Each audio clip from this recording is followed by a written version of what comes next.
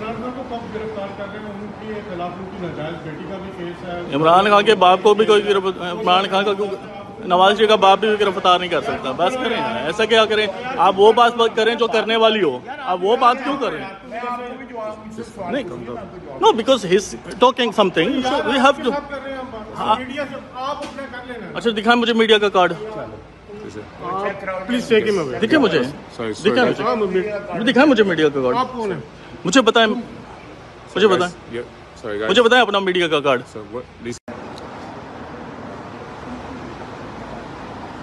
इमरान खान को कब गिरफ्तार कर रहे हैं? उनके खिलाफ उनकी नाजायज बेटी का भी केस है। इमरान खान के बाप को भी कोई इमरान खान का नवाज शरीफ का बाप भी गिरफ्तार नहीं कर सकता। बस करें यार, ऐसा क्या करें? आप वो बात करें जो करने वाली हो, आप वो बात क्यों करें? नहीं, no, because he is talking something, so we have to.